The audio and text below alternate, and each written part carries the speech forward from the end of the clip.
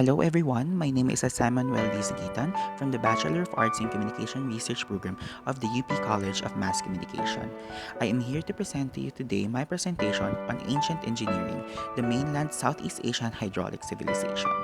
To put us all on the same page, I would like to give everyone a primer or a short background on what or where is Southeast Asia. As you can see in my presentation, Southeast Asia borders Australia and China.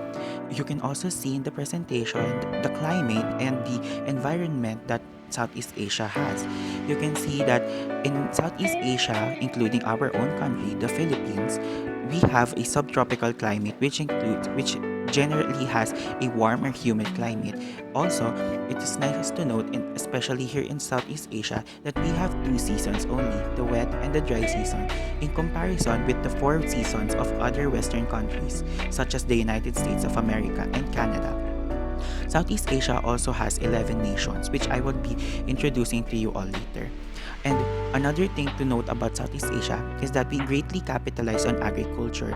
A lot of the countries here in Southeast Asia are considered agricultural countries, including Philippines, Thailand, and Vietnam.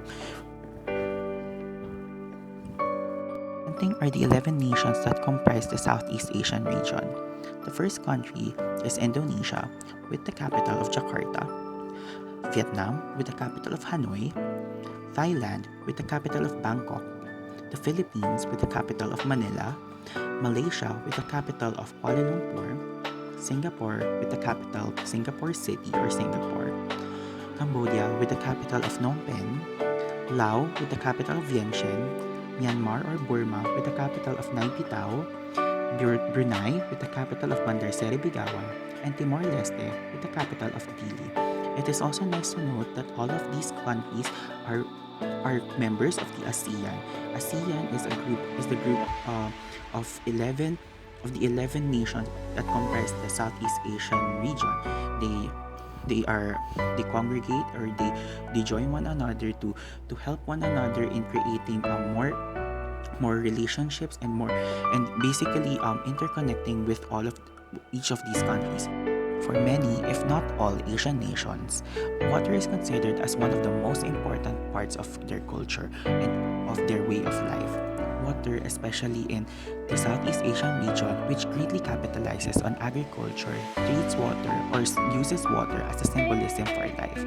They use water for irrigation, they use water to travel to other countries through especially during the ancient times, and also they use water to be able to get fishes that they are able to consume, or at some cases they are able to sell to other people so that they would be able to earn. Speaking of water, did you know that it is located here in Southeast Asia, one of the most iconic and the most advanced hydraulic civilizations in the history of time, presenting the Angkor civilization, which was part of the Khmer Empire, which reigned from 800 to 1400 AD. Nowadays, it contains some of the most iconic remains located in Cambodia. Remains include Angkor Wat, Angkor Thom, and the Bayon Temple. Now considered as the Angkor Archaeological Park, which is located in Cambodia, specifically in Siem Reap. The Angkor Archaeological Park is actually one of the most iconic remains of the said civilization.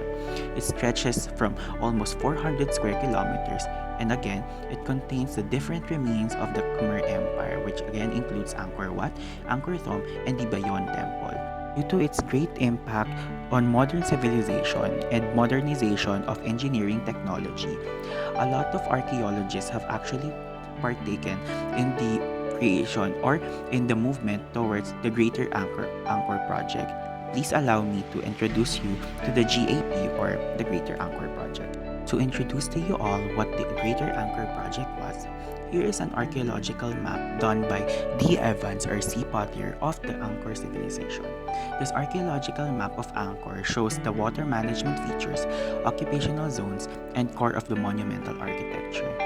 This map was actually cited in the paper made by Hanus and Evans last 2015 on imagining the waters of Angkor.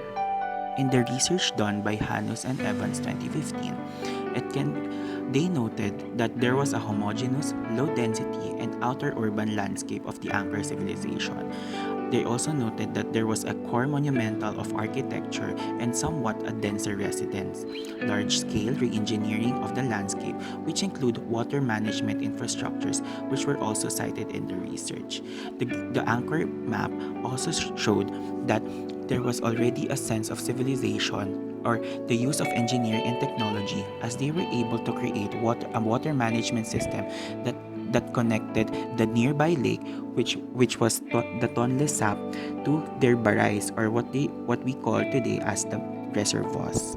Greater Angkor project used radar remote sensing applications to map the city and environment. From the research and from the radar remote sensing application done in the research, it was revealed that there was a vast water control system in the Angkor civilization. They also identified 74 possible temple structures which were connected via the water system. In the research done by many of the archaeologists who partook in the Greater Angkor project, they were able to term or to coin the term hydraulic city and give it to Angkor. Because, according to their research, Angkor was able to cover almost 3,000 square kilometers of their land with a water system. They also hailed Angkor as the largest low-density pre-industrial city because they were, again, like what I said before, they were able to connect their Tonle Sap, or what their nearest natural lake is, to their barais, or their man-made reservoirs, or in other terms, their dams. Given that they were able to create a water system, then how did this impact the Angkor civilization? Due to the presence of an efficient water system for the Angkor civilization, people were able to have constant access to water. It was nice to note that not everyone had access to water prior to this. They were constantly getting water on a manual manner, and also due to a lot of the flooding, they weren't able to have a lot of clean water for them to be able to use. Also, through their barais, water became manageable. They were also able to provide aesthetically impressive access routes, especially since a lot of the people here during this time, especially those that were coming from the nearby nations, were going to the other nations through their boats. And also, this impacted the agricultural part of Angkor civilization by providing them fertile lands through irrigation and access to fisheries, which they were able to use for their barter trade. Being one of the most technologically advanced civilizations during their time, it is also nice to note why Angkor fell in the first place.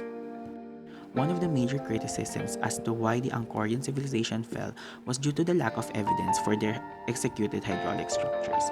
The Angkorian kings, who were deemed as the highest of their society, were also treated as the greatest engineers of their time. This led them to being too complacent for them to look for rationales or to look for evidence before they were able to execute their hydraulic structures.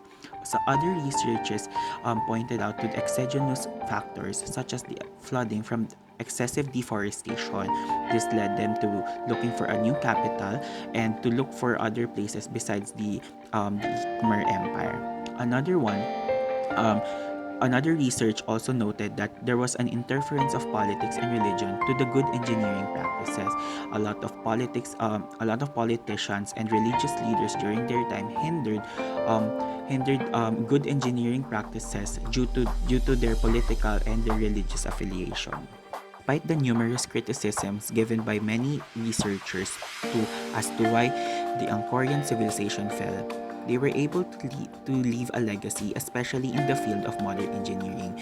Their hydraulic system, or their hydraulic water system, was a breakthrough and became one of the most landmark researches, or one of the most landmark systems with how the water system in current societies are undergoing. Here are some of the legacies that the Angkorian civilization's hydraulic system was able to impart to modern society. First one, almost everyone has access to clean water. Almost, because not everyone, especially those from the lower classes of society, still don't have access to clean water. Second, the use of rainwater for dam water.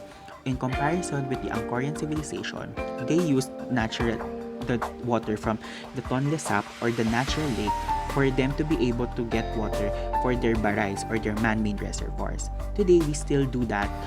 However, it is a modern breakthrough that now we use also we also use rainwater for dam water, which is converted to the tap water that we are using today. An example of which would be the Angat Dam, which is located in Norzagaray in Bulacan.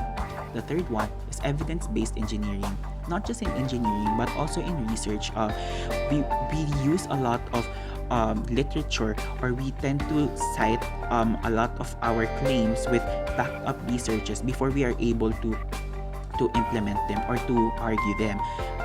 Same way in engineering, we also look for evidences, or we study a lot or project what we are able to going to see for the next few years, and if it would be feasible or it would be efficient for society or not.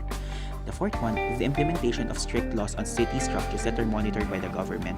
Especially, this is actually one of the main reasons why a lot of our engineers actually undergo to a law subject, especially since the government, a lot of the governments, not just in the Philippines, have specific restrictions in terms of creating structures for their bridges, for their water drainage systems, and the like. So given all of this, what can we actually learn from the Angkorian civilization? One of the main things that we have learned from the Angkorian civilization that we can put into context with our current society is the fact that they were able to reinforce that water is essential for all living things. Especially with the Angkorian civilization, which greatly capitalized on agriculture, they were able to show us that water is really essential for living things. They were able to use it for irrigation. They were also able to use it for traveling. Since it was also nice to note that they were also able to use their dams or their barais or their embarkments as passageways for them to be able to go from another nation or from another city to another city. They were also able to use water for their fisheries, and again, this helped them to be able to create connections with their neighboring cities, or this was also able to help them survive. Number two, the push for evidence-based engineering with the consideration of our environment, especially now that the government is actually having a lot of restrictions with engineering, with how they build structures. They consider a lot of things. This is something that the Angkorian civilization is actually teaching us all. Despite the fact that there are still bureaucrat capitalists today, there is still a need for us to consider our environment. There's a great need for us to consider the environment. And lastly, research for efficient service providing systems is direly needed, especially now that not a lot of people have access to clean water. There is really a need for more research for us to be able to help, especially those who are in need right now, of how will they be able to get these basic services such as water. Again, water is very much a part of everyday's life, and if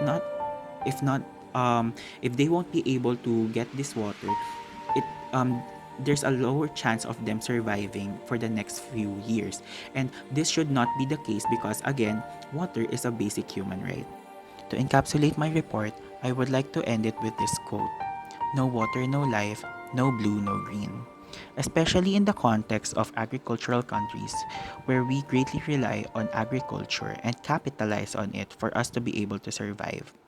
We need water, not just for our agriculture stuff, but we also need it for us to be able to do our daily processes. For instance, for us to bathe, for us to drink water.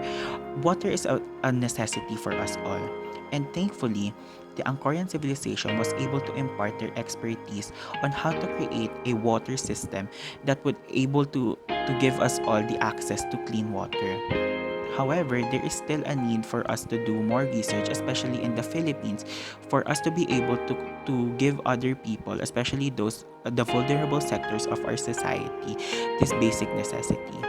And with this, I would like to conclude my report. Thank you very much and have a nice day to all of us.